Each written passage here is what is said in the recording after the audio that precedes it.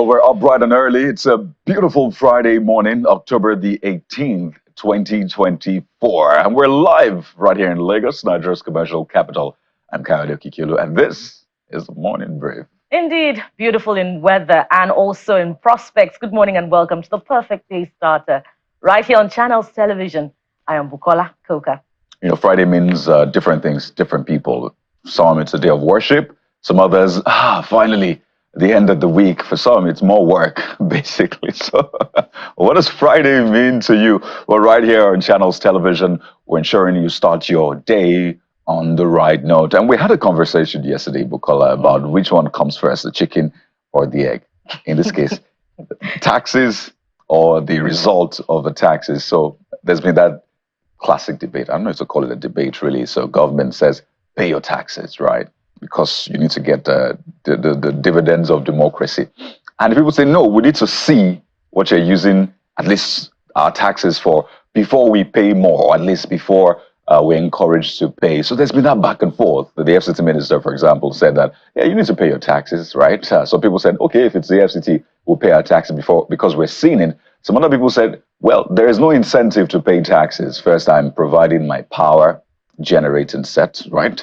Even though power has increased in many areas in recent times, they tell you they provide their own security, they fix their own roads, drainages, street lights. They're literally their own government. There are more than 774 local governments in Nigeria, if you look at it really unofficially, because we have tiny estates and even families that are really their own local governments providing these amenities for themselves. And this conversation, I think, triggered a couple more things. Amukola, one of them is the situation in Lagos.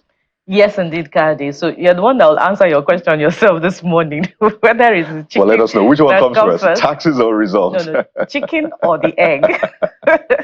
Okay, so it seems the dust is yet to settle on the issue of the decision of the Lagos state government to increase boarding fees for students in Lagos state model colleges. And we had a parent here on the program some weeks back when we celebrated World Teachers Day and we looked at issues in the education sector.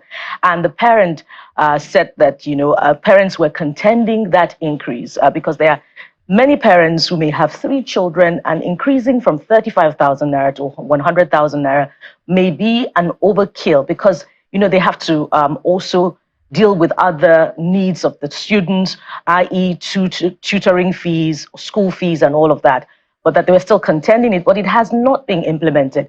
And then that interview came with the state governor on our sister political program 2 days ago. Governor Babajide Sanwo-Olu spoke on the reasons that the state government has decided to increase the fees to 100,000 naira. The governor, in fact, said that they're refurbishing those schools, and the increase is not so much. So let's have the state government's position. Okay, we'll have the state government's position later on. But some parents of model colleges have since reached out to us, and they've said quite a lot. Lagos State Model College, Kankon, that will be in Badagry, Lagos State Model College, Igbokuta. And they're saying that, an increase is not even the problem, but that they have to provide so many interventions by themselves in those schools. In Kankon, for instance, they said they paid for a generating set for the school, and they provided intervention in the area of refurbishment of the schools. And I'd just like to read out a list of what they said that they're doing in Lagos State Model College, Kankon. They've procured 8.5 kVA thermocool generator, purchased 17 bags of rice to augment the feeding of the wards, procurement of 2 Jeep water tanks of 7,500 capacity and installed to ease the water challenge of the children, renovation of 7 units of boys' toilets, donating poles for drying clothes after washing, hiring of 2 subject teachers by the parent forum for a whole academic session. And we have, those pictures that they sent in Model College Igbokuta as well. They complained about the water supply system, that they have to buy pure water for their children because the water provided by the school leaves much to be desired.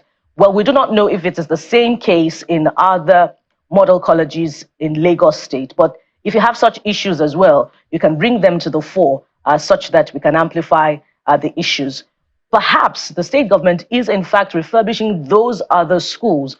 So we asked the Lagos state government to respond to some of these concerns by the Parents Forum in Lagos State Model College, Kanko, and Igbokuta. Absolutely. So we need to get to the heart of this. Yes, we know education is pricey. And those who go to private schools know these things. But if monies are budgeted for something, or if they're said to be budgeted for something, then we need to see those things. So it's important to get to the heart of this, is that the monies are being budgeted and not released. Are they being released and it's not used well? The Lagos state government, the ball is in your court now to exactly give the position and clarification on this one. So while we pay attention to that, education is really key. What more do we have for you on the show this morning? Quite a package, really. The World Bank's commendation of Nigeria's economic trajectory, well, has hit the streets, I should tell you. Well, on the one hand, the World Bank commended Nigeria's economic trajectory. On the other, the institution acknowledged the struggle caused by high inflation and cost of living. So, we're going to do a deeper analysis, a deeper dive into the institution's country report and the solutions Nigerians are yearning for. And we touch also on the health sector. The days of malaria may just be over as Nigeria receives over 800,000 vaccines to combat the disease. But we're not losing sight of the devastating impact of diseases like cholera and other preventable childhood diseases. UNICEF joins us on the program today. And on the softer side of things, they are one of the power couples in the Nigerian entertainment and media scene. And yes, you won't be wrong if you call him one of the top. For over 2 decades, they have documented Africa's heritage and tourism potential. Well, the morning brief will today host Goge Africa. It's going to be a beautiful conversation. So, hey, don't miss this for anything. Yes, indeed, we're looking forward to that. And I'm sure that you are as well. So what are your thoughts on some of the big stories this morning? Is it the issue that we've just highlighted, the concerns about parents and Lagos State model colleges? You may just be a parent, so just sending your thoughts and your contributions. What about those big stories, the concerns of Mr. former President Goodluck Jonathan about Nigeria's judiciary? That also came through yesterday. And the Vice President is marketing Nigeria to Nigerians in Sweden. That also came through yesterday. So we're looking forward to reading from you. There you have it. So we're starting off with the top stories. What are the news making the rounds? Then we'll get into your comments in about 10 plus minutes. It's a package. Stay with us right here. It's a morning brief.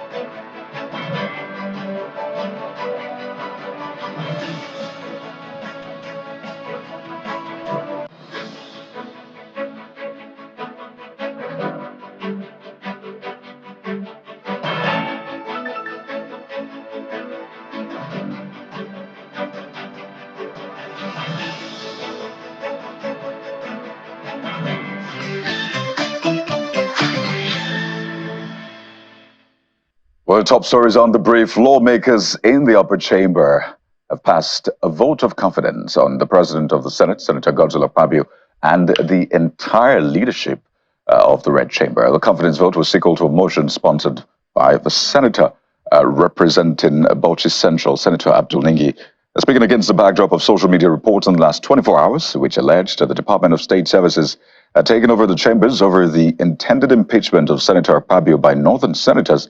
Senator Ningi, who came under a matter of privilege, described the allegations as an attempt to cause division and discord along ethnic or regional lines within the Senate.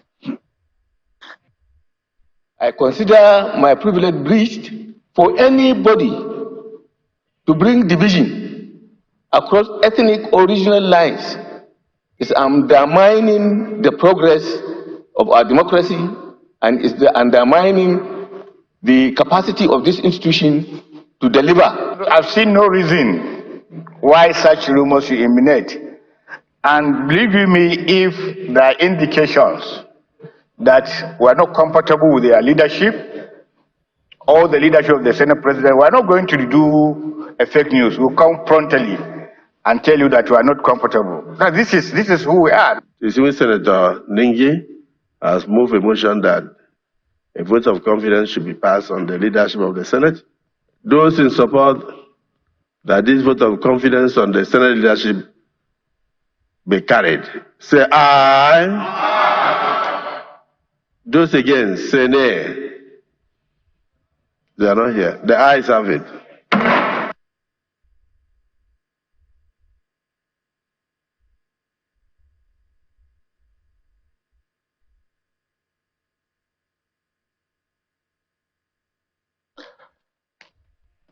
Well, let's tell you that the World Bank believes the economic reforms of President Bola Tinubu's administration are yielding positive results. The bank's country director, Mr. Ndiame Diop, stated this during the launch of the Nigeria Development Update in Abuja. However, President Diop, or Mr. Diop, I should say, acknowledged that many Nigerians still struggle with high inflation and rising costs of living. We are seeing encouraging signs of progress, like the improved fiscal position driven by higher revenues, a reduction in borrowing from ways and means, and a stronger external position with rising foreign reserves. In sum, the reforms that have started in mid-2023 have clearly helped prevent a fiscal crisis, and they are stabilizing the Nigerian economy.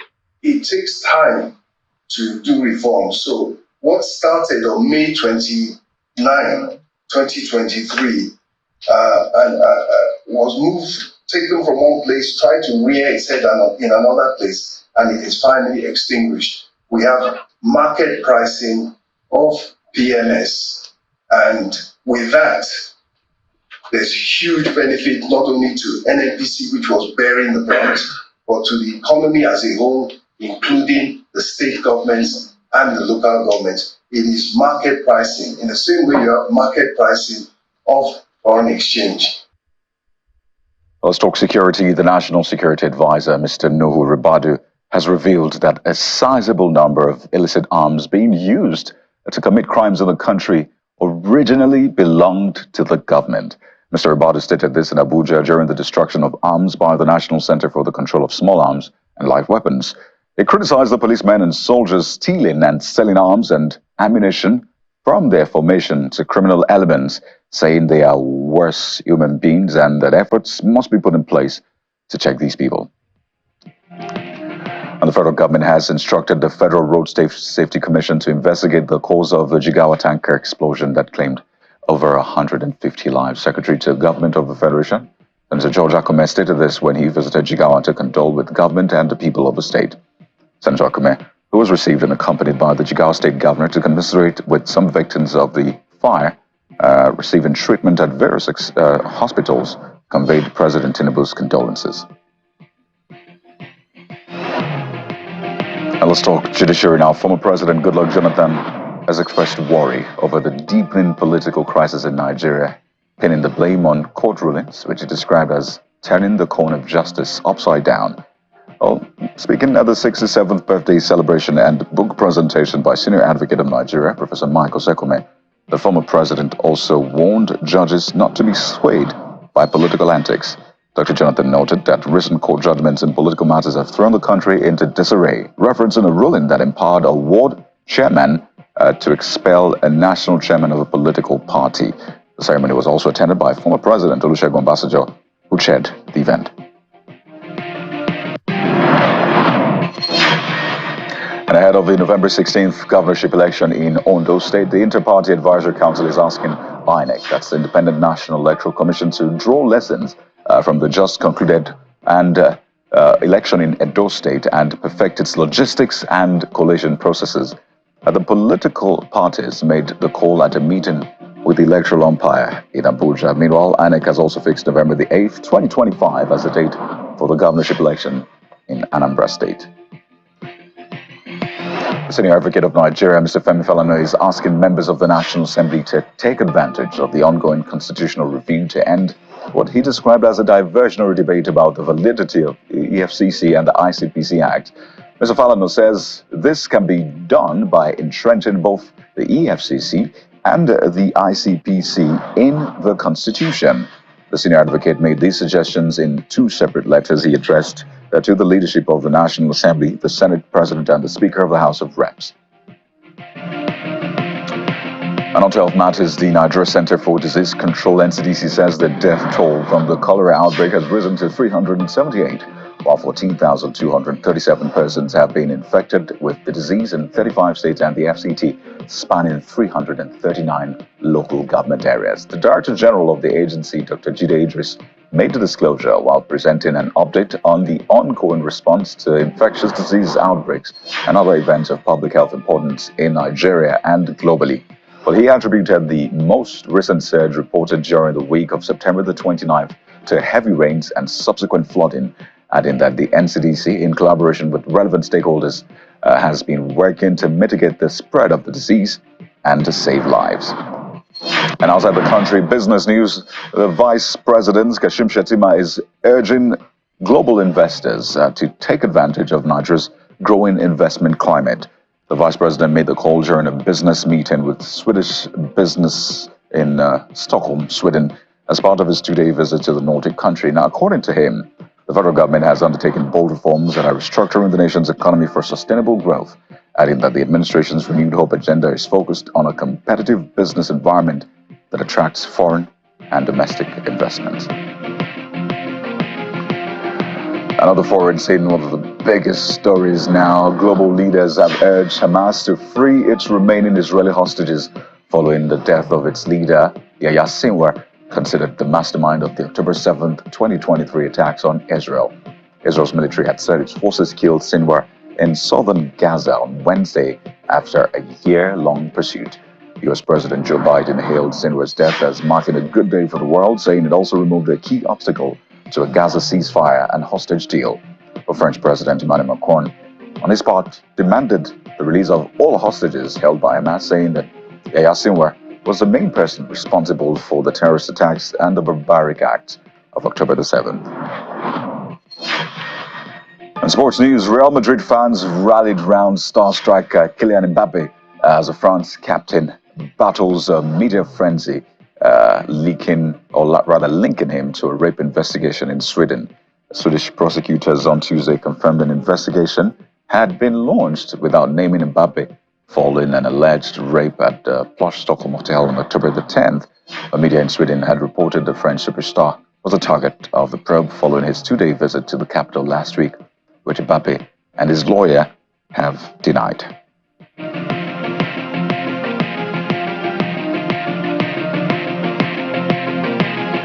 So there you have it. Those are the stories making the rounds at this hour. But what have you been saying about the stories, which is equally important? Bukola joins me now to walk through your comments. Yes, indeed. Hello again, Kadi. And Nigerians have been saying quite a lot about many issues, across different strata. But we'll start with this very concerning one. It's coming in from Edo State, and it was an explosion that was recorded at an Edo filling station. There were several people injured, and vehicles were damaged, particularly during a CNG refueling. I wonder if the incident had to do with an explosion from CNG. Well, it's not clear at all. There's no backstory. It's just a video. But if indeed it was, it made us feel concerns about the safety of transition from petrol to CNG, even though it's cleaner energy. But there are concerns that it's highly inflammable and there could be issues of. Well, the experts have spoken time and again about why it is even called compressed natural gas. That in itself speaks to how not volatile it is compared to others. But clearly this video has raised concerns. But again, as I said earlier on, no context whatsoever. It's just a video making the rounds, and it's quite curious what really happened. And I think that's what the authorities should be investigating and clarifying. So do we have the video now? Maybe we should go to the comments first. And speaking of which, Ogodon FTB, pardon me if I didn't get your name correctly, is the first user this morning, and he says, while CNG offers environmental benefits, handling it requires caution. Always prioritize safety over convenience or cost-saving shortcuts. There you have it. We need more education. And we were talking just yesterday about, the Senate asking the National Orientation Agency to commence sensitization work on the dangers of tanker spills being highly inflammable. Why not, also go into this area as well, particularly with the advocacy for the transition from petrol into CNG? So it's important to give some sort of closure to that event. The video has been trending. So let's know what exactly happened and how people can forestall those kinds of incidents in the future. Because if that's the alternative, you don't want this kind of, bad media around. And we don't want this kind of incidents as well. So let's tell you this. The police has been issuing warnings from time to time to POS operators. And a lot of people have raised concerns as well about some POS operators, their MO, how they aid crimes, kidnapping, theft, and the rest. So this video was done by one of the police PRs. Would like you to watch it, and they'll tell you what Nigerians are saying as the police is warning POS operators that transactions above 500,000 naira can lead them into trouble. Take a listen. Particularly POS operators. Any person that wants to do transaction above 500,000 naira should go to the bank. Whenever you are as a POS operator, you are receiving money too much, that is unreasonably high. Understand that there is an element of crime in it because they are supposed to go to the bank. This lady here was contacted by this suspect who collected her account number, a POS account number, and sent 4 million naira into the account. 4 million naira that was taken from a suspect, from a victim who was kidnapped. 4 million naira ransom money. And she said her own profit was 40,000 naira. Madam. So there you go. And again, these issues have been raised. How, in fact, sometimes you realize people's WhatsApps are hacked and they give those POS account numbers, and then you wonder how these things can be traced, right? But when you try to trace it, the trail runs cold. Also, the banks as well. Issues have been raised about banks supporting investigations like this. Sometimes when you approach the banks, what you get is a stonewall. I'm sorry, we cannot give you this. And you're like, a theft, a crime has just been committed. Come on. And if, the complainant has evidence, is able to present evidence that a crime has just been committed, why not just comply and provide, the account details of the account holder? Almost like you're an accomplice at that point. And this goes to support the point that we need money in the ATMs. Why are the banks making the POS businesses to thrive? It's not as if the POS are not performing the functions that they require, but a second exchange rate has been pretty much established in the commercial cycle in Nigeria. The ATMs are not working, and that leaves much to be desired. Definitely. CBN, we need an intervention in this area. So IBK Crypto just literally captures some of the things we've said, says that my own take is that the federal government should find a way to review or limit the amount POS operators can receive at once. Says, I noticed the majority of a scam nowadays are done through POS, and goes without saying, really. We've mentioned some of them: kidnapping, theft, hacking, and the rest. So please, please, please, we can't just allow these things to continue and turn a blind eye. Something must be done. Uncle KD is the next user, and he writes in saying, it's a stark reminder of the potential risks involved in handling large transactions I completely agree that we must prioritize our safety and integrity in business. The consequences of being involved, even indirectly, in illegal activities can be severe and far-reaching. So if an account holder wants to transfer above 500,000 naira into your account, as a POS operator, this goes as a lesson that you must ask questions about the nature of the transaction. And it raises the point we've made time and again about consequences. And the question is quite simple. What about the regulators? And this next user, Theodore Basil, has this to say that POS CBN guidelines are not being implemented by banks that issue POS machines. And I mean, this is generalizing, but I know that it's important to raise those issues. These have aided and promoted fraud in various ways. And if POS operators are mandated to have a physical shop and a working CCTV camera, the level of crime rate will reduce, because that's what you have with the ATMs. ATMs have cameras. So when you go there for a transaction, it takes a picture of you. So there's a record. You can always check who withdrew money from this account, who did this. But with the POS, no, it's not even like banks. POS can be in your room, in the comfort of your room, and you're doing different things. So it's important to enforce those things. Yes, it might raise the cost of doing business for POSs, but we need to find a way to reduce crime through POS. Yeah, and just before we go, we have this one, which is equally important. FG officially declares end of fuel FX subsidies. And you know, that got quite a few Nigerians talking. Precious is the first writer, and they say this means that they will increase fuel price again because they have been paying fuel subsidy on code, but refuse to carry the masses along. Now they're telling us officially instead of hiding it. And that's the big issue of transparency that sticks out, or the lack of it. Well, the president has said subsidy is gone. I don't know if that was not official enough. This is not confirmation that partial subsidy has been paid all along. I think it's confirmation of the back and forth, the flip-flops, the here and there that we've seen. And hey, I'm not sure how much trust this has really reduced in that already widening gap of trust, but there needs to be a rebuilding. I think it's quite a lot really that we can walk you through in the world of X, and I'm just spot for choice.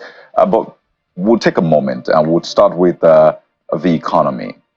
The World Bank says great trajectory for Nigeria's economy.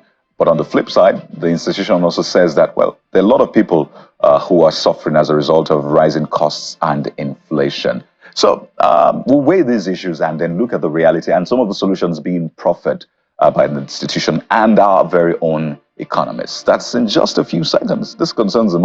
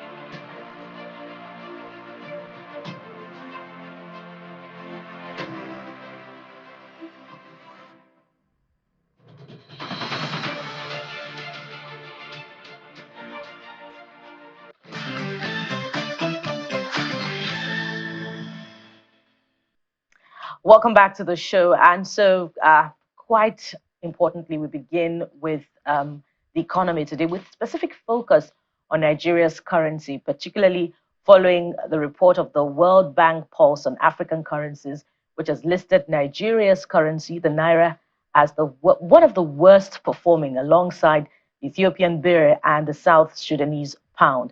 And of course, this is coming at this time when the government, this administration, is providing intervention in the economy with the reforms on forex, the removal of subsidy.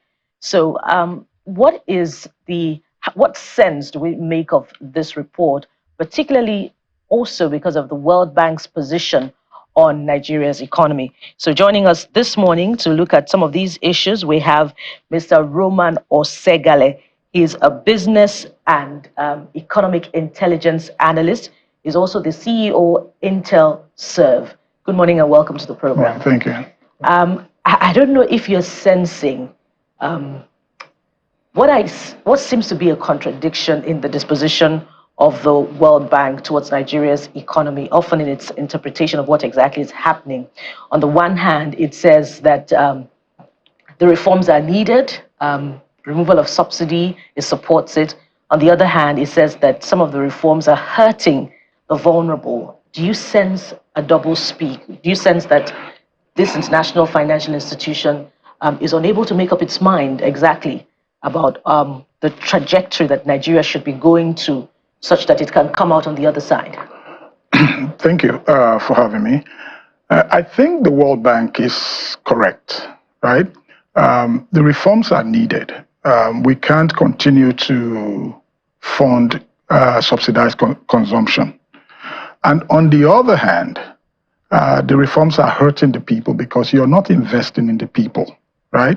I've always said this, that when you look at the budget every year, right, the budget is the primary instrument of economic expansion for the year, for a fiscal year. When you look at the composition of the budget, you see a 70% recurrent or 75% recurrent expenditure, and you see a 30% capital expenditure. So if you're going to help the people, right, the budget has to be a reverse.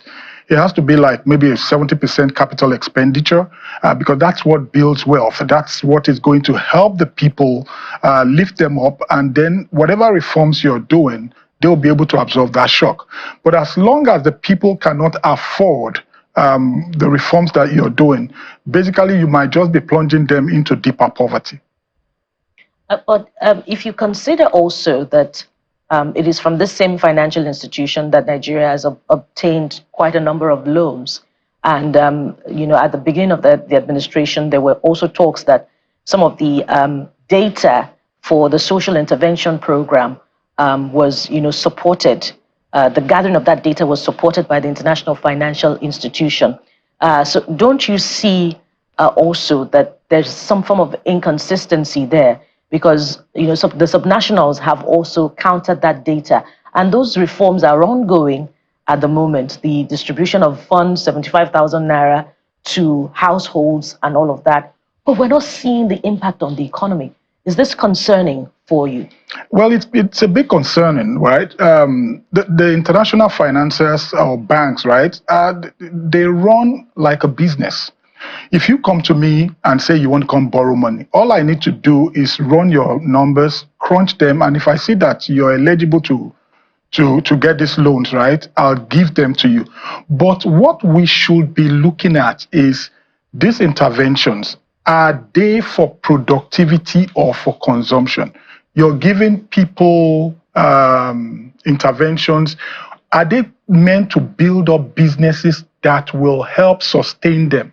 Or are they just going to buy things, consume them, and then go back to square one? You understand? And I think that though the World Bank is correct, but I think they should also look at the possibility of helping government channel these funds into productivity rather than consumption, because most of the interventions that government has been collecting have not been going into the productivity of the people. So if you look at, let's just look at the scenarios of MSMEs, right? You'll find out that most of them are struggling. what is government doing to help those SMEs stand on their feet? Cost of the diesel, cost of petrol to run your, then you look at how much you need, right, to pay for electricity bills. These are the things that are killing small scale businesses. And these things are what the World Bank, I believe that the World Bank should insist that government should invest in, right, rather than just giving handouts. The handouts will not last for too long. But when you build this sustainability model that will sustain these businesses, then on the long run, right, these businesses can be sustainable. I can take care of myself. You can also take care of yourself. Well, it's a very interesting situation we find ourselves, and it just speaks to how we need creative thinking, right, in solving some of these challenges. And I'd like to ask you, just how creative would you describe this government so far? Right. So there's textbook, there's textbook. Maybe you should just go ahead with the response first, okay, and then I can follow. Okay. So, I sent in some slides, right? I don't know if they we can walk through them. Yeah. Okay. Good. Now, I'd say this, right? The problem we have today is the problem of trade deficits, and the trade deficit is cutting across the whole of Africa. I just did a study recently, and I found out that of the 10 biggest economies in Africa, right, 6 have accumulated only only 4, right, have accumulated trade surpluses between 2014 and 2023. Yeah. The other 6 have accumulated trade deficits. Now, when you look at what is on the screen, right, we've been recording that. I've brought this slide here a couple of times. And again, we can almost tell. Yeah, exactly. This is the bane of all our problems. And if you look at the countries, right, that were mentioned by the World Bank, they've all from Nigeria to Ethiopia to Algeria, Morocco, Kenya. All these countries have been recording trade deficits since 2014. Break down trade deficits to the area. So the trade deficit is when your import, right, supersedes your export. It's just like a balance of trade. So you have more imports coming in than exports. And the bane of that is that once you have trade deficit, you have budget deficit. Budget deficit leads to more borrowing to fund the budget, right? And as you borrow more, subsequent years, the little you make, you use most of it to service debt.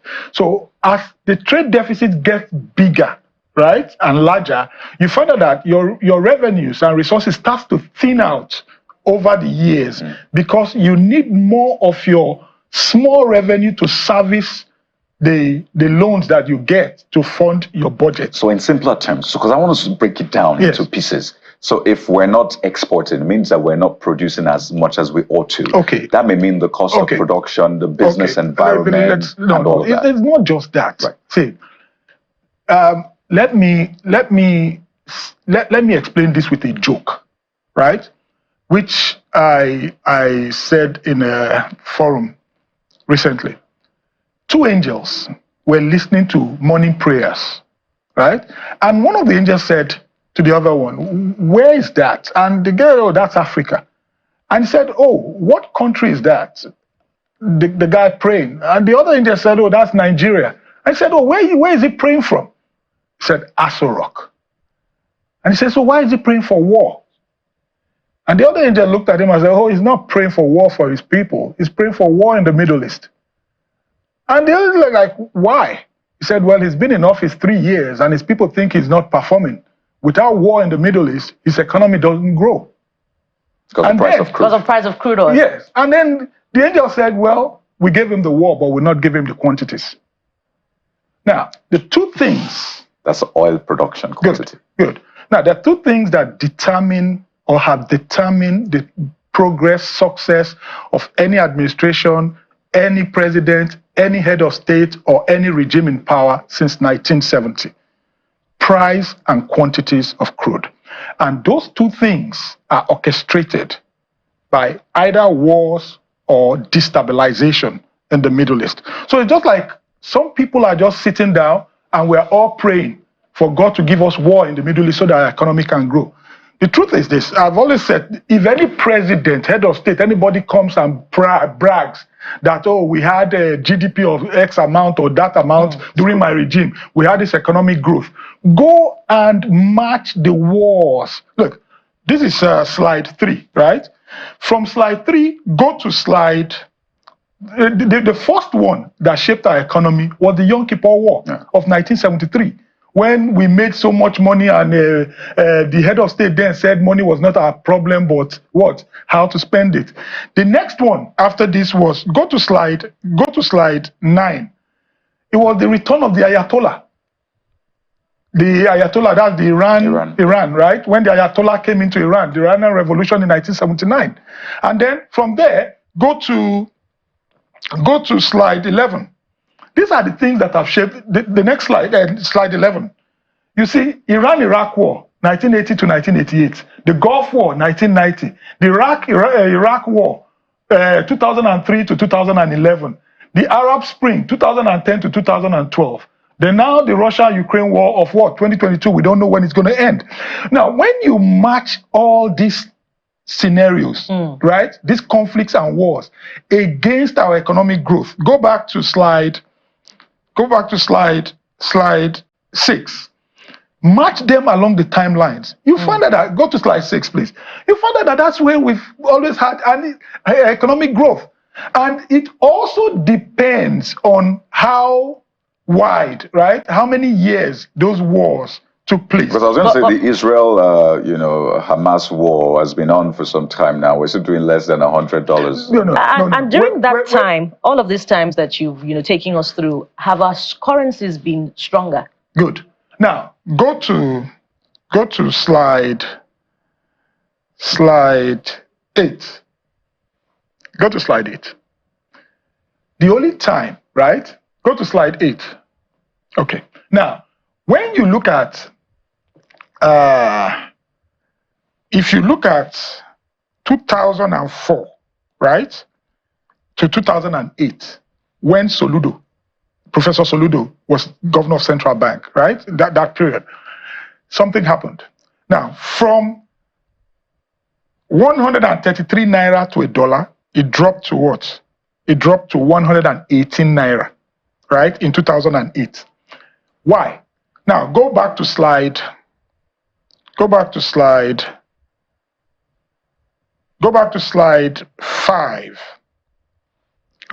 5. Okay.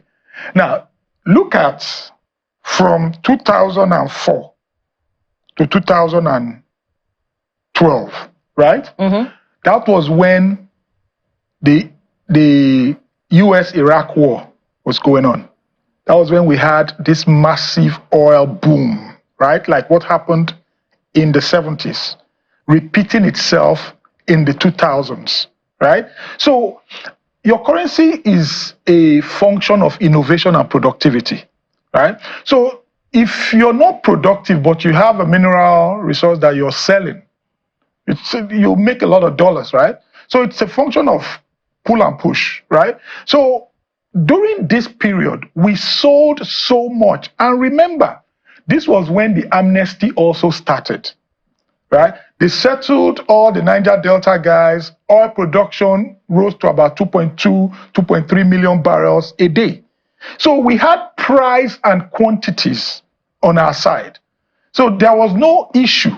And because that price and quantity was there, Nigeria was flooded with petrodollars, like what happened in the 70s. We've talked about the challenges.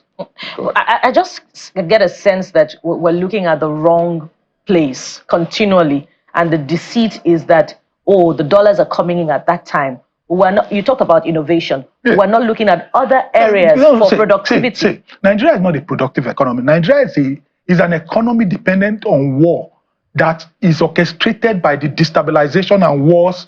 Nigeria is an economy dependent on crude oil, right? That is orchestrated by wars and destabilization of the Middle East. So we need to then know how to turn that tide, which is why I say, if we are not producing as we ought to, so what is that thing that we Government needs to bring out policies. See, it's very frustrating, to be very honest with you. Government needs to bring out policies, right, that will enforce local production and also enforce local usage. I'll give you a scenario.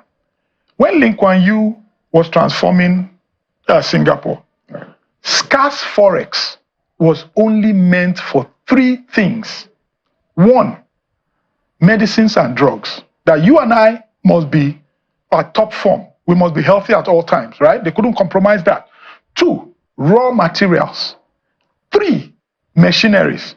So what was he thinking? And what was he engraving in the hearts of the people and in the minds of the people?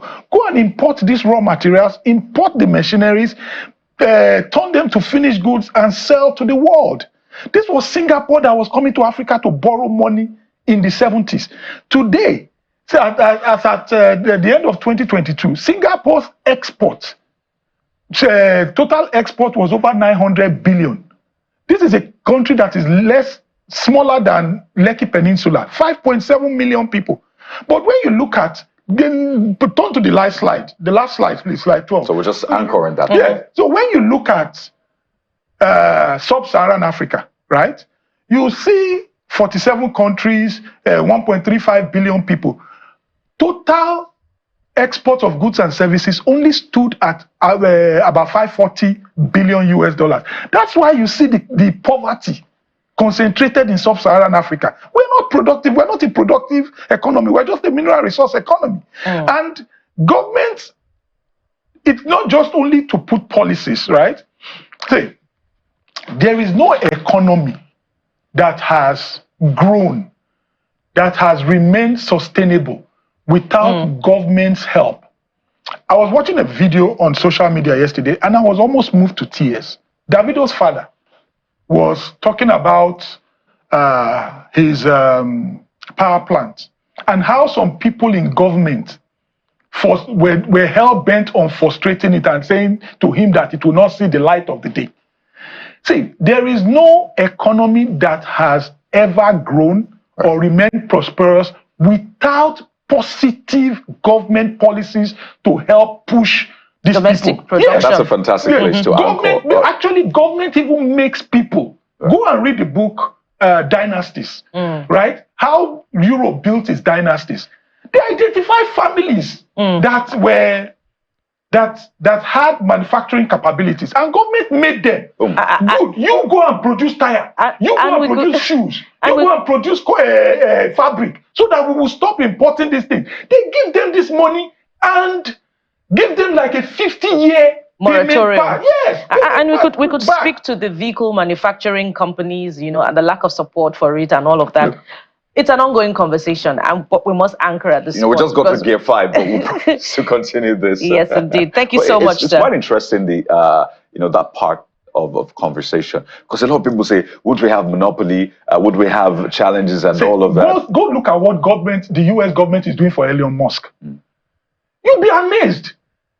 They won't, because you're bringing back the proceeds into the economy. Companies like Innocent, Momas Meters, these people they are trying. Government will look for how to replicate, talk to them, replicate these models in the 6 geopolitical zones. Give them the money. Protect that market. Do you get the sense that this administration is looking away from the oil and is doing much more than paying Let me tell you the truth, lip service to economic diversification? I will say this. Our leaders since I won't even call them leaders. The people that have governed this country, that have led this country since 1970, when we moved away from productivities of the 60s, they never helped this country. The truth is, that generation got the best of everything and left the worst of everything. All right.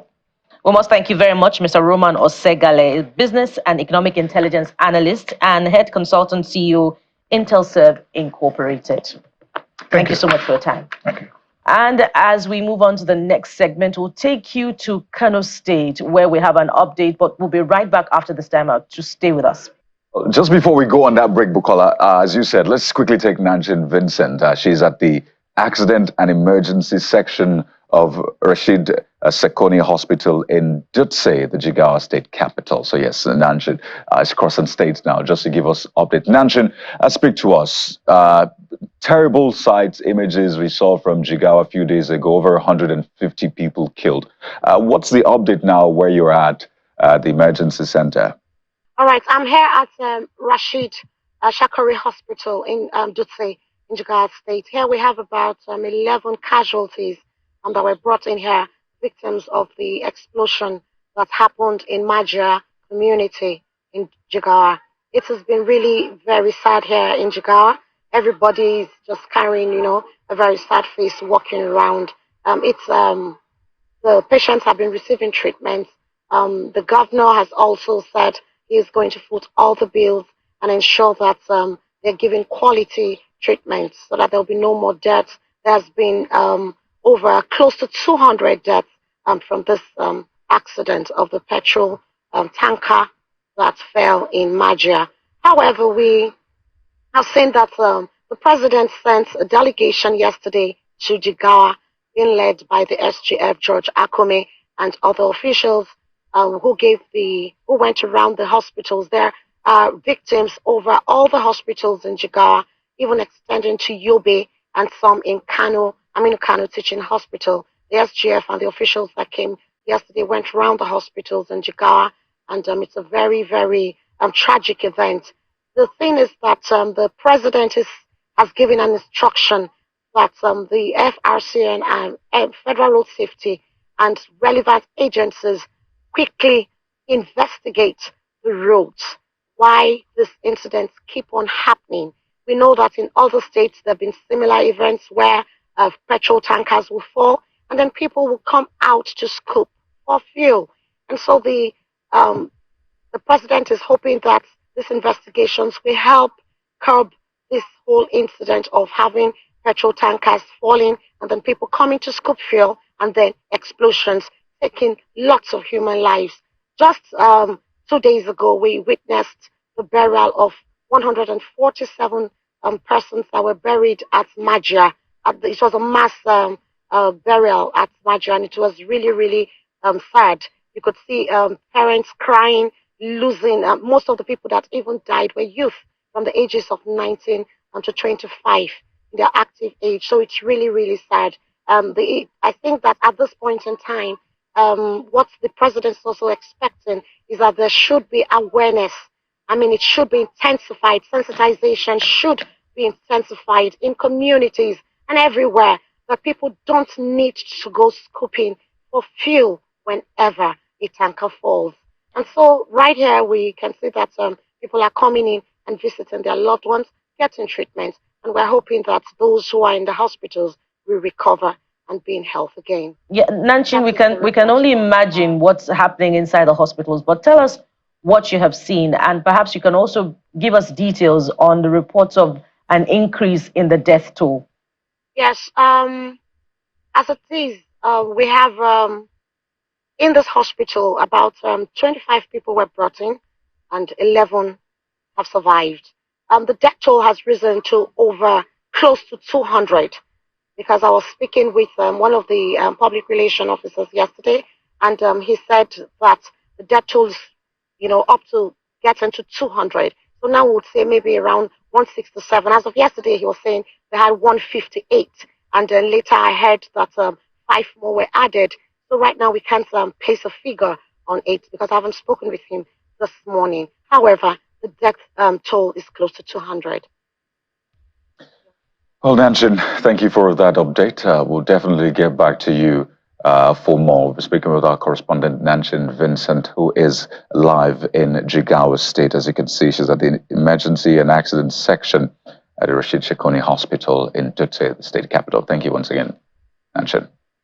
We'll take a moment now. When we return, we're bringing you the World Bank's report on Nigeria, and the country director is right here with us just to break some of those figures down for you and at least take a look at what the future holds. That's the moment, so stay with us.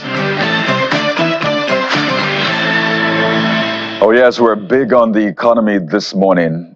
I think every other day as well. We're joined now by the World Bank Country Director for Nigeria, Mr. Ndiame Diop. He's live in our Abuja studio. Welcome to the Morning Brief, Mr. Diop. Good morning. Well, thanks for having me. Good to have you. The World Bank just released that report for Nigeria, and you've spoken about it, about Nigeria's economic trajectory, how it is commendable on the one hand. You also acknowledge, the challenges being faced as a result of inflation, rising costs and the rest. So perhaps you might want to speak more on that. It's quite an interesting dynamic here. There's commendations on the one hand, like you're going in the right direction, but you're acknowledging that this direction you're going in is also not favorable to some people. So how do you balance that? No, thank you very much. I think it's important to start with the situation we faced in 2022, because these reforms that the government has been implementing are course correction reforms. So it's really important to go back to 2022. At the time, PMS subsidy represented 4.5 trillion. FX subsidy, which is essentially remitting government fiscal revenues at a lower exchange rate, lower than the market rate, represented about 6 trillion naira. So the total revenue foregone by the government was about 10 trillion naira. That's about 5.2% of GDP. This is a very large amount. And the extremely low revenue that has resulted from that has led to higher fiscal deficit, which was financed mainly by ways and means. The total accumulated stock of ways and means was about 11.2%. That's more than $30 billion. That's very, very, very large. And this is deficit monetization. When the central bank finances fiscal deficit, and there is a disconnect between money supply growth and GDP growth, the result is inflation. Essentially, money supply was going this way, and then GDP was sort of flat or slightly declining, which essentially means that you cannot avoid an acceleration of inflation. So the reforms have really meant first to avoid Nigeria falling off the cliff, and undergoing a very significant economic and fiscal crisis. Now, fast forward today, what we see in the data is very, very clear. Thanks to the major FX policy and management reforms and the fiscal reforms implemented since May 2023, what we are seeing now is government revenue increasing, which is not surprising because the FX subsidy and the FX premium have been eliminated. And we're seeing a quite significant increase in revenue already in 2024. And going forward with the recent deregulation of PMS prices, government revenues, or the revenues flowing to the Federation is projected to increase quite significantly.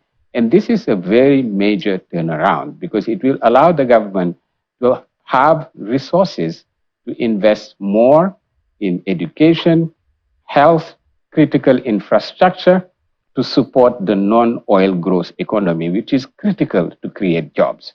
Now, by their very nature, these reforms that are course-correcting reforms really entail some major challenges, right? Inflation is quite high. Interest rate is very high as well. And there is a cost of living crisis in Nigeria. Everybody is hurt. The elite is hurt, middle class, but also the poor.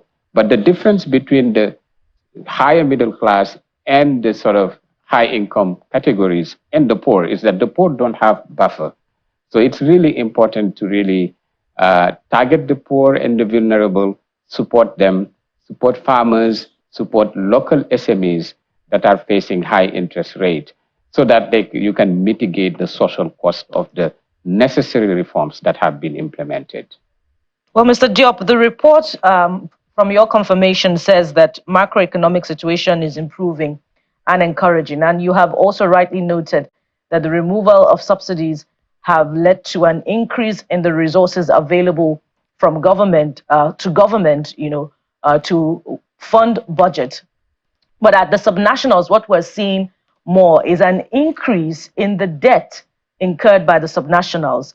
They're borrowing more even now. And external debt, according to data provided by the Office of Statistics here in the country, shows that the external debt that the subnationals have incurred is $1.9 billion. So the question is, where are the gains of the removal of subsidy, to Nigeria? They are few and far between, and the vulnerable are really suffering. So the reforms are yet to, bring in accruable results.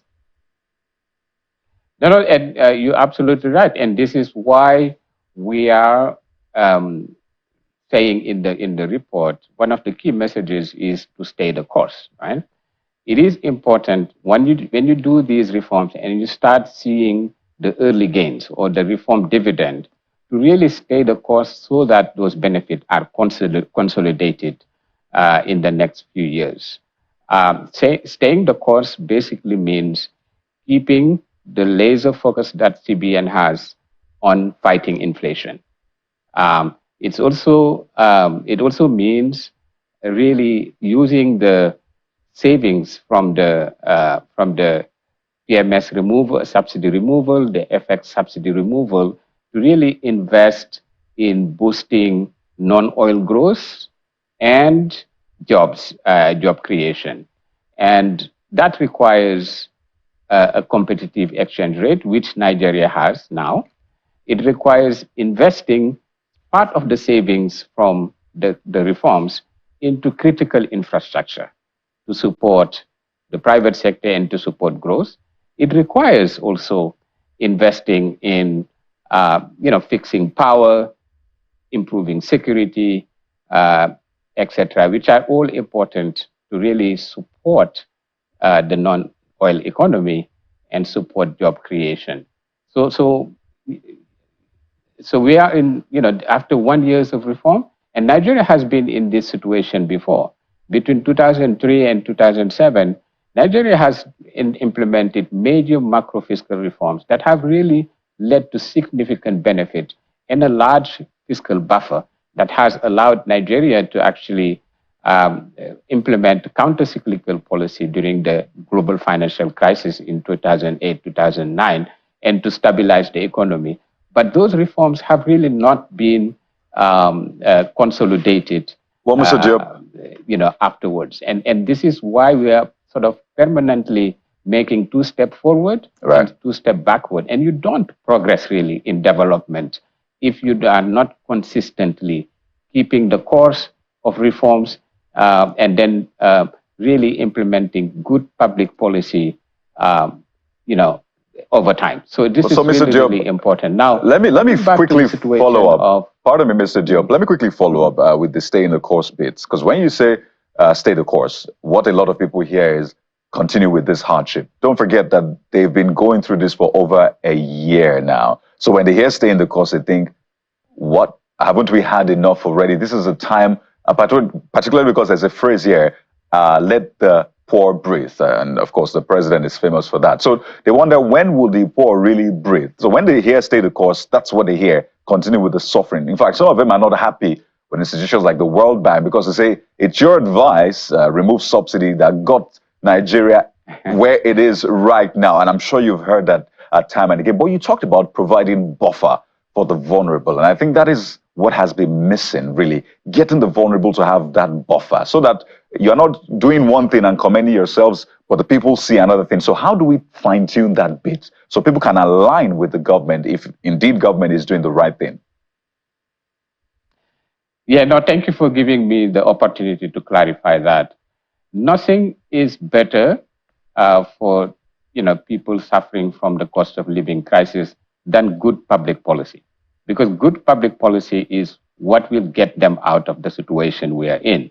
Now, when we say keep stick to the plan or stay the course. Essentially, I mentioned earlier, one of the things we mean there is keep fighting inflation. Keeping fighting inflation is good for people. It's good for citizens.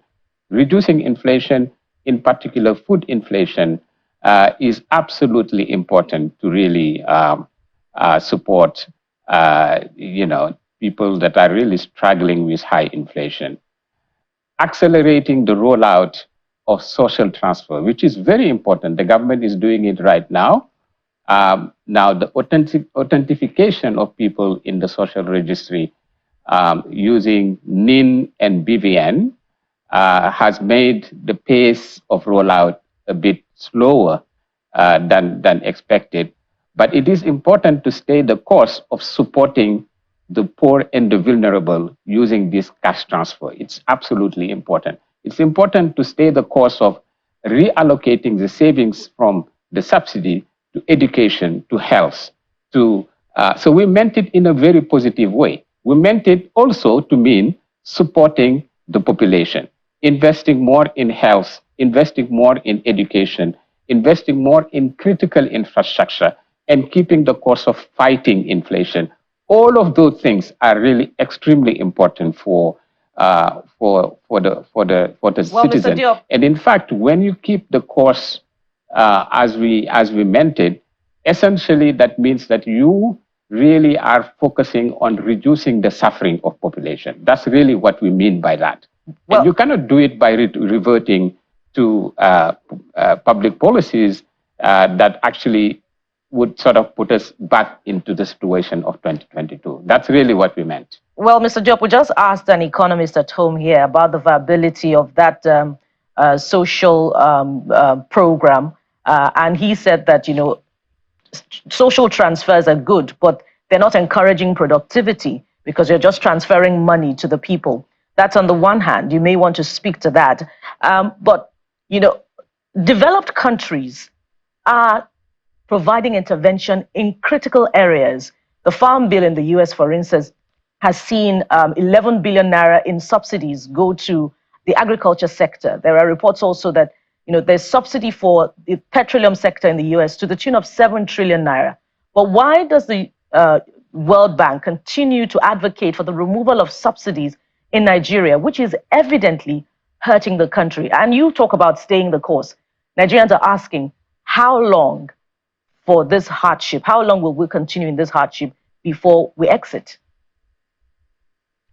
So, number one, accelerating the rollout of social transfer is absolutely critical and urgent. So that's number one. Number two, using the savings. I mentioned earlier that these reforms have led to a quite significant increase in revenues, fiscal revenues flowing to the federation, and using that revenue to really invest in people, in things that increase productivity is absolutely critical. I fully agree with you. In the long term, even in the medium term, what would really help people is to create jobs. And to create jobs, you need investment and you need to increase productivity. But if you don't have revenues, the government cannot just support productive sectors, support infrastructure, support education, support health, if there is no revenues. So it is absolutely critical to really use the savings from these reforms to do exactly what you are saying, ma'am. And I think that's the goal. The goal is to raise productivity, to increase support to people that are really being affected by the high high inflation, and ultimately to really get to a situation, perhaps in the very relatively reasonable period of time. And when we say stay the course, this really doesn't mean the continuation of suffering the population. Of course, that nobody wants that. What we are saying is essentially just improve public policy and use those, the sort of early dividend or benefit from the reforms you're doing to invest in your people, to invest in their health, invest in their education, to invest in critical infrastructure, to invest in research and development in agriculture, to really increase the productivity of this economy, create more jobs, so that the welfare of the population will increase on a sort of sustained basis. This is the recipe of all the countries that have moved from, low income to middle income to high income. So this is really what we are really talking about. And it's really, and I'm sorry that perhaps this was misinterpreted by many. The objective of staying the course is staying the course of the good public policy that have been initiated, so that the impact on the population will be felt sooner rather than later, and hopefully in the next 2 years, really seeing the suffering of the population really ending. Wow. We have another conversation really about the speed of these interventions, which, by the way, should have come over a year ago, and not trying to play catch up, right? But we have to thank you so much. It's important to get these sorts of ideas in the mix, so we can look at them and say, okay, how do we deploy these ideas and use that for creative solutions. But I have to thank you so much, the World Bank Country Director for Nigeria. Perhaps you'll be meeting UNICEF very soon, Mr. Ndiame Diop. Thank you for your time. I wish you the very best. Thank you very much. Well, we'll have the UNICEF conversation in just a moment, so you get why that happened. So stay with us right here. We're talking health. Nigeria just received malaria vaccines. That's on the one hand, but then we're also staying focused on preventable childhood diseases. So this is a mix that is quite important for the health of our nation. So stay with us.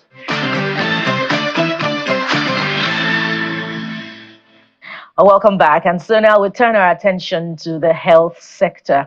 Well, in the last 2 decades, it's happy to report that deaths in under five mortality has reduced, but Nigeria remains an outlier with 2,300 deaths recorded annually in child mortality. So what do we do? What are the challenges in the health sector to improve health in children? Let's look at that this morning. And joining us to talk about this is Mr. Eduardo Saladis. He's UNICEF Nigeria's Chief of Health. Good morning and welcome to the program, Mr. Saladis. Good morning, Buki. It's great to be here today. It's good to have you on the program. So as we begin, Mr. Saladis, it will be interesting to note what your observations are, because UNICEF does a lot of intervention in Nigeria's health sector. So what are the progresses and challenges that we have recorded in child nutrition, child health? And also, it's pleasant to also know that we've received 800,000 vaccines for malaria. How would that also boost child health in the country? Thank you. Thank you very much for that question, Buki. And let me just start for the good news, for the vaccines that we received yesterday. Yesterday, we had the ceremony with the Honorable Coordinating Minister of Health, and 846,200 malaria vaccines have received by the country yesterday. They are going to be deployed in 2 states to start, in Bayelsa and Kebbi. And as you know, it's going to be 4 doses that they are going to be administered to children of 5 months, 6 months, 7 months, and 15 months. So why this is a great news? So this is a great news because if you look into the world, 1 out of 4 cases of malaria happen in Nigeria.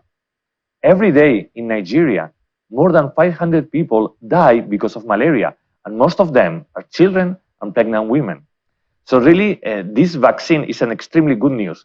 Vaccines, as you know, is not the only tool that we have to respond to malaria, but it's a very powerful tool. We have other tools like mosquito nets, like seasonal chemoprophylaxis, giving malaria treatments like in the high season.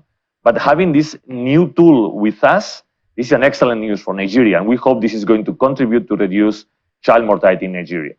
When you ask me about what has been happening over the last 10, 15, 20 years, what we are seeing is that the progress reducing maternal child mortality and newborn mortality, the mortality of the new babies, of the babies that they just were born, the progress has been slow. I will not say has not been any progress. Progress has been there, but the progress has been slow. we are not reaching the targets. We are not in the place where we would like to be, right? So it's still 1 out of 10 children, they die before the age of 5 years old. And this is a lot, this is huge.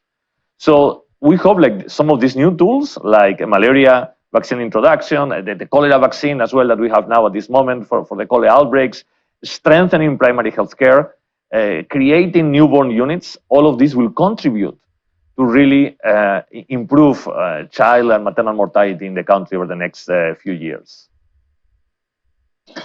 Well, so the question now is, all of these things are available.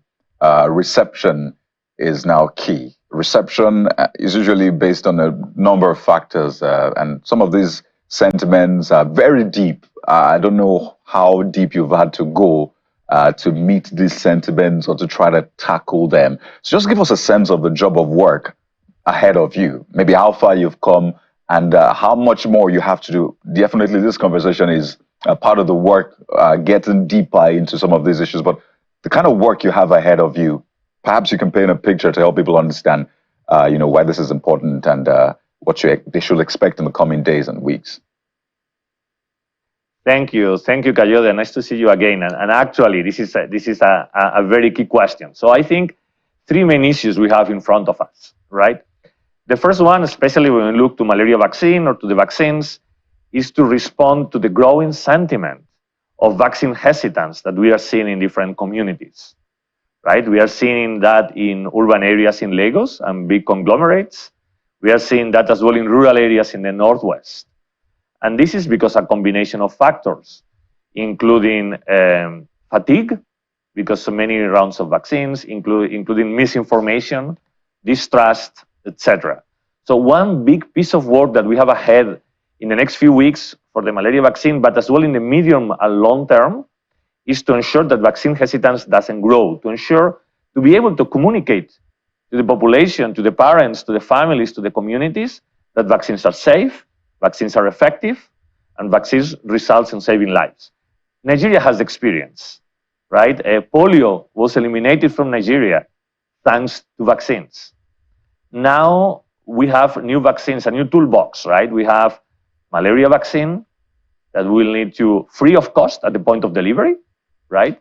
We have cholera vaccines. We're using them now in the northeast of the country, in Borno, Adamawa, etc. So it's very important that we have this coalition, right? Like we work with media, we work with social media, with traditional media, health practitioners, the government, the social influencers, the traditional leaders, the religious leaders, to ensure that the population has a big uptake of vaccines, because this will save lives. That's one. The second challenge that we have is operational challenges. We need to be able to send vaccines or health commodities, to send medicines and drugs to the last community in the most rural area of the country, in Adamawa, in Sokoto, in Zamfara, in Kebbi, wherever it is. We need to have a functional cold chain. We need to have health facilities that they work with good staff, with human resources, that they are solarized so they have energy, that there are quarters for the nurses and the midwives to sleep there, so they offer 24/7. So this is the operational challenge on ensuring that the health arrives to everybody in Nigeria, especially the most vulnerable, is the second challenge. And the third one that we have ahead is to ensure that this is affordable, right? That people can pay for the services that they need. And when I'm talking about that, I'm talking about health insurance. So how health insurance can be expanded to reach more Nigerians. And I'm very happy that before me, for example, the World Bank country director was talking about the reforms and how they can free resources for health. So if we are able to have a good mobilization of people around the tools that we have, especially vaccines, to strengthen the primary healthcare services and the operational issues, and to make affordable healthcare, I am sure that the situation in Nigeria will be quite different in 5 years from now. So, Mr. Steladis, do you see evidence in the intervention and provision of infrastructure by the different administrations at the subnational level, matching with a sense of urgency in the data that you provide about child mortality? Are they, providing those interventions in terms of infrastructure development? And what are your recommendations in that regard? So to be honest, I do. I see that. So just to do the frame, as you know, in the new blueprint of the Federal Ministry of Health is the plan for the next 3 years. They are trying to improve and upgrade and to have fully functional 17,000 health facilities all across the country. That's a massive exercise, right? And the government is doing with their own resources that they are freeing from the economic reforms, as well with loans from the World Bank, as we were seeing earlier today, but as well with development partners. So just yesterday, I was in a meeting with NPHCA and the Federal Minister of Health, telling us how many you can help us to do it, right, and how quick you can do it. And we, as UNICEF, we are going to support the solarization of more than 300 health facilities, and they are upgrading more than 200 facilities, right, with the support of some donors like Gavi, the Global Fund, and others. So I sense that feeling. I sense that the Minister of Health and his team, they are looking for results. Of course, we need to change this trend. The trend is not acceptable, right? The trend of progress has been very slow over the years. So we need to accelerate. We need, for example, to reach, Nigeria is the country in the world with more zero-dose children that they have not ever been vaccinated, more than 2 million children, right? So we need to accelerate these trends. If not, what is going to happen? We are going to see recurrent outbreaks. I don't know if you remember the diphtheria outbreak last year. You saw the cholera outbreak in Lagos in June this year for poor sanitation. You saw the measles outbreak, the meningitis outbreak. So we really need to accelerate our interventions to be able to respond to these needs. And you've made very profound observations. We hope that those interventions that you say you see will produce results in the near rather than far future. We'd like to thank you very much, Mr. Eduardo Saladis, UNICEF Nigeria's Chief of Health. Thank you for coming on the program. Thank you very much. And so from here, we move to the softer side of things as we look at tourism, but specifically, we're celebrating a power couple that has been documenting Africa's rich heritage in the last 25 years. You don't want to miss this? Stay with us. We'll be right back.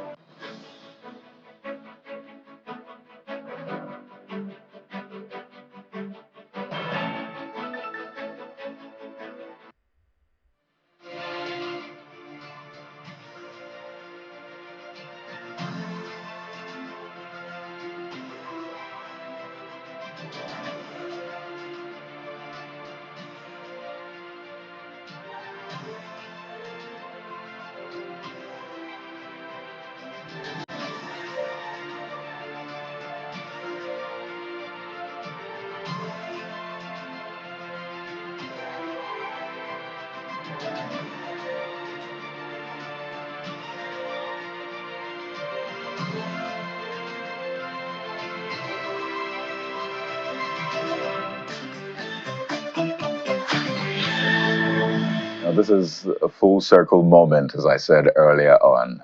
A lot of us grew up watching this couple on television. So we just thought, hey, how about we bring them right here on the Morning Brief? So this morning, the Morning Brief is meeting Goge Africa. And we have right here with us the power couple.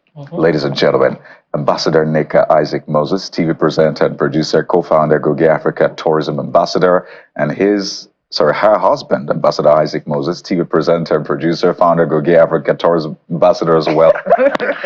Mouthful, right? I can breathe now. Good morning. Welcome to the Morning Brief. Good morning. Welcome to the show. It's an honor to be here. How Obviously. old were you when the first episode of Goge Africa debuted on air? I was old enough to watch. I was old enough to enjoy it. I like that. And it's good to have you on the show. Thank you for having us. 5 years. You have done it, seen it, and you still look the same way. We'll play that video again. And we'll try to spot the differences. I can tell you've not changed much. Really? So maybe let's start from there. What is the secret? Well, if you're doing something you love to do, you're passionate about. So for me, my life is like a holiday. You know, I go that's to a dream. Yeah, right? I get to places I love to promote, and I promote them, and they're happy to have us. Come on. So you pay for your holiday. My holiday is like It's paid for. Yeah, but We're then joining it's you in our work. WhatsApp group. Do you know what that means? Tell us about it. I really don't have a holiday. I'm always working. Always working. Because anywhere they see you, they feel like, oh, you've come to promote us. And then you have to do what you need to do. And do it well. You, sir, what's the secret as well? Honestly, just like she said, just being happy doing what I do. Wherever you go, people are happy to see you. They're showing you the best of what they have. They're telling you, oh, this food, I'm sure you're going to enjoy it. Oh, they put you in the best hotels, eat the best accommodation they can afford. Yeah. And, you know, it make you feel good. You feel wanted, you feel loved. And, you know, and that way, well, you have not changed too. I'm not. Thank you. I feel good, but come on, nothing compared to you. But I'm really surprised they're saying it doesn't show, because my friend said to me the other day, after a video we released talking about the challenges, Right. And she said, you make this thing look easy. I didn't know. And this lady just came in from Atlanta for other businesses and also to attend the Goge Africa 25th anniversary. So she said, I saw your video online. You didn't even tell me you're doing a video. I said, I had to do that video. You know how our people are. When you come out, you're looking all good and you're happy doing what you do. They believe it's all rosy for you. So guess what? At the stadium, have we told you about the festival? Tell us about it. Tell us about it. Goge Africa Festival is what we're using to celebrate our 25th anniversary. Okay? And it's not just a festival to just come have fun, but for us, at this time in Nigeria, you know, poverty, sort of, challenges, people are going through a lot. So we decided to put up a platform that can provide food on the table. We have over 100 SMEs already registered to be at Unicor Stadium. Oh, interesting. Yeah. It's beyond tourism. It is. Absolutely. We have over 2,000 youths that have volunteered to be a part of this. And a lot of them are like, oh, I grew up watching your show. Some of them are like, my mother loves your show. So haven't seen all of this. And I'm like, you know, both of us, we're like, what are we going to do? You know, when you write letters to sponsors and the government, the result doesn't come out as quickly as you want. Right. But we have a few brands on board. But the big issue is this. The people, our budget started from maybe, if it was 3, now it is 9, and it's going on 12. Because it keeps skyrocketing. Yeah. It's a big one. And the biggest challenge is when people see our videos, because we went to visit some of the ministries, and the ministers were gracious to, you know, meet with us and willing to support us, you know. So we call it like some form of collaboration, endorsement. Yeah. But now everybody says, oh no, you need to pay me well. Government has given you money for this show. So no, government has not given us money for this show. You see, but the ministers and some government officials are actually coming to grace the occasion, which is good. But I need to really speak up. That does not translate to cash. Certainly. With our money, we have paid for the stadium for 4 days, even though we're using it for 2 days. Now, to give room for activation, we need setting up and all that. Now we need to pay the people that are coming to set up the stage. 2,000 youths want to do this thing for free, but hey, come on. Their transportation for 2 days. And secondly, they have to eat. We have to at least feed them. And that was why when you said, oh, come on this morning show, let's talk. I said, let me use this opportunity to appeal to our president. People are coming from outside Nigeria. In fact, they actually think it's a Nigerian event. Yeah. It is. We have owned it. So exactly. The king from Benin Republic is coming, a king from Wida, the king of Wida, is coming to represent Benin with all the troops that are coming with him, and so on and so forth. We have over 25 countries. The local governments in Lagos State alone are charged up. But then, we're not getting any funding from anywhere. So we have done our bit. But you must give it to a few supporters like Providence Bank. I agree, but I think it speaks to the potential of tourism and there's tourism what more needs to be done. And there's a cultural element, I imagine. Cultural elements, there's tourism, and now some of our musicians from past are coming out. We're doing so much, Sunny Ade. Even Mavin Grandpa, they're coming. We're honoring a lot of them, okay? But the president of Nigeria needs to step up, because the money he's going to give us, because I know Asiwaju, President Bola Ahmed Asiwaju, is going to give us some money for this show. That money is going right back to the people. Come on. So you're speaking straight to him. When is this event? I'm also 26 talking. It's 26 and 27. There isn't time That's anymore. next So which Friday, stadium right? is it? Onikon Stadium. Yeah. And then Mr. Governor Babajide Sanwo-Olu, who is our host governor, Goge Africa, if you don't know, was conceptualized right here in Lagos. That's right. And it grew to what it is today. And my letter is right on his table. I know our governor is treating my letter. I know he's going to be there to receive the people that are coming into his state. And I need him to support us with some funding. We're paying La Sepa, La Sema, all these, they say some is like 300,000 a day. There's 50K you have to pay every hour. They say noise pollution, and so on and so forth. All right. Listen, if the governor doesn't come to our aid, it will be a big issue. Is entry free for this event? Entry is free. Entry is free. Oh, yes. Amazing. So when the money comes in from the host governor and from Mr. President, remember to come and pay your tithe to Channels Television. You're right on the dial. You're part of this show.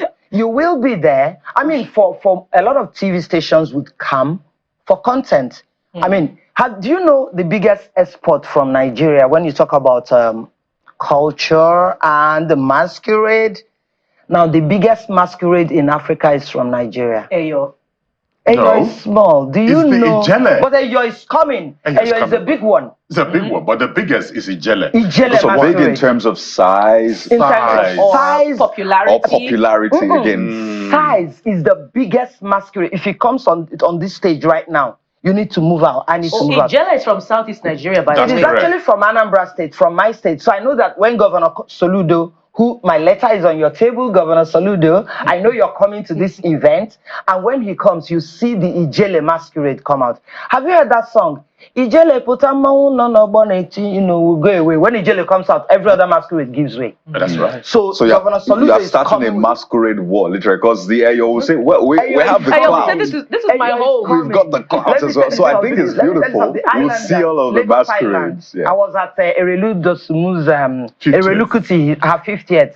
The islanders are my people. Lagos, they're coming. You see you're at its best. Even Koshofe, local government is coming. Not only them, about 6 local governments have signed up. They are coming to show what they have in their local government. So is there a masquerade fest just on the side? It's not a masquerade fest. Is there a masquerade fest in Nigeria? Yes, there is. There is. I think it will really sell. Have all the masquerades come. Honestly, the first day of this festival is the heavy cultural day for the event, and yesterday we had about 40 schools representatives at the stadium doing Reiki and being addressed. Schools are coming to present. So the point is, this is a convergence of culture. This is a platform for SMEs to make money. Food vendors, look at what I'm wearing. You like it? Come there, you get it. Good. So, but the second day, you now see, Shebi, we're Afrobeat people. Come see. Afrobeat is ruling the world. All right. Yeah. I could come to you for, classes on African culture. Yeah. And I'm sure I'll graduate with honors. You will. Because I'll have good you. teachers. Yes. But I'm interested in your love story. All right. Because it seems that we have the power couples in Nigeria's creative sector, and you are one. And perhaps while you're at it, you can also tell us how you birthed the Goge Africa concept. Mr. Moses now, Ambassador Moses. That's correct. Actually, I was running a radio show back in the day, and they wouldn't let me play Nigerian music because they felt it would bring down the rating of the radio show. So after a while, I got fed up. And then I was an artist manager, managing artists like Segun Arize, Healing Child, if you remember Healing Child. Tina Udiwe, late Tina Udiwe. They wouldn't allow you play their songs. They wouldn't let me play their songs. I don't know why I don't know. You're That's right. So, come on, I felt this is not right. Let me just stop this radio program, start a program. I would have a say, decide what goes on and what does not go on. So I decided to start Goge Africa. Then I ran it by her. And she said, do it on TV. I said, oh no, TV is capital intensive. I can't run it on TV. You need money to do that. She said, look, just start. I said, okay, we might as well co-present it. She said, oh, but I've never done this before. I said, don't worry, it's not a live show. You make mistake, we'll redo it until it's okay. So she reluctantly agreed. So we started on the very first episode. Of October 1999. Yes. But that's the Goge Africa story. That's right. Your love story. The love story. Well, that actually started on the sets of, then I was into acting. We came for a rehearsal. And at the rehearsal, I was supposed to play her boyfriend. Ooh. Perfect, See right? what I mean? So, in trying to get into character, I know how it is. I tried to, drop a kiss, and that's earned me a slap. So, I said, well, I was only trying to get into character. Right? Nothing bad in that. And then I've been trying to apologize for that, For the rest of your life. I see where it's brought you. That's right. How many years down the line now? We got married 27 years, I think, yeah. So 97. 97, that's correct. 97. And actually, we got married on October 25th. 1997. So there's something about October for you. For us. Very, yes. very significant month for us. And I think it also speaks to why you're big on culture, Nigeria, because October is very significant for Nigeria as well. But you put out that video, and that video got a lot of people talking. You had to do another video. I think you had to just do a rejoinder of sorts. And it sort of just made me think, clearly you've had lots of challenges. I think you talked about some of them, right? But we always talk about tourism as it's meant to be like crude oil for us, right? We're meant to make a lot of money, but clearly we're not making what we ought to. There's a book I have at home of all the tourists, not all actually, destinations in Nigeria. And I'm like, come on. Just one of these sites should be making millions of dollars. We have them, but they're not developed. So what has been the biggest challenge for you? And I know development, like you've noticed in your journey across Africa. Noticed, the first thing we have noticed is there's no connectivity. There are good places that you can visit. Connectivity is a big issue. Infrastructure around such places is another one. And lack of awareness of the people. People don't even know what they have. There's some places you go in there freely and come out freely. You're not even paying to enter. And when you don't pay to enter, the locals, it's not tourism. That's right. Okay? So, and also the government, they have a big role to play. They are the one to fix the enabling environment that will allow people like us to thrive. Now, if someone like me who has been in the business for 25 years is still struggling to get government attention, in the video, I said it clearly, we have never had the privilege of being supported by either the state government or the federal government. Not that we don't write them, not that they don't want to, but I'm sure there are other things that are more important. But if they pay attention to tourism, they should be talking to people like us. There are many of us. Because honestly, if our tourism potential is is properly developed, we're not going to have problem of dollars, throwing stronger punches at the naira. People are going to be coming to see what we have. Yes. Even our culinary culture alone. Fashion, Just recently, music. Recently, I was at a food fest in the Cross River State. Yeah. And if you see the amount of food displayed, I've never tasted them. Yeah. I was curious. There was this and they are food all for- medicinal. Exactly. Food for high BP, food for sugar problems, Yes. food for if you want to get pregnant, food for Telling you. if Other you things you just cannot had a baby.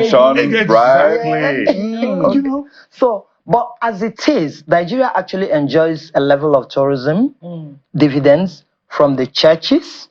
They bring in a lot of people coming to Nigeria for that. That's right. And I know a lot of people are Spiritual willing tourism. to come. Yes, a lot of Religious people tourism. are willing to come into Nigeria for our music because it's an experiment we have tried out and it worked.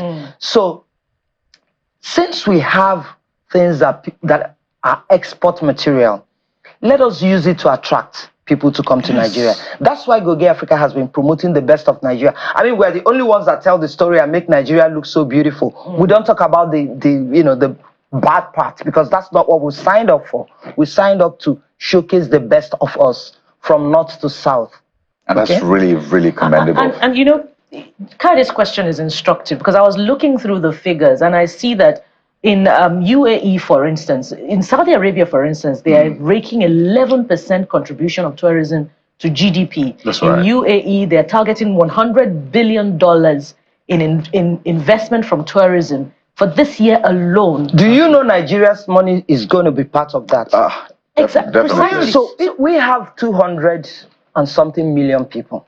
Our people are busy looking for where to go because they don't see the value in what is around them because Go Gay Africa's voice is not loud enough. Okay, so a lot of our big people, once you have money, you need to go outside the country to show that you're living it up. But In Dubai, within Nigeria, Nigerians they are don't the just go on biggest holidays. Spenders. Exactly. So if such people can spend in Dubai, why don't you come? Let's do Obudu. Let's do Gembu. Use that. Let's do Gembu. I've been been to there. Taraba severally. I want to go there. I think that's on my bucket Better list. than Scotland. Exactly, because I see the images and I'm like, come high on. up there.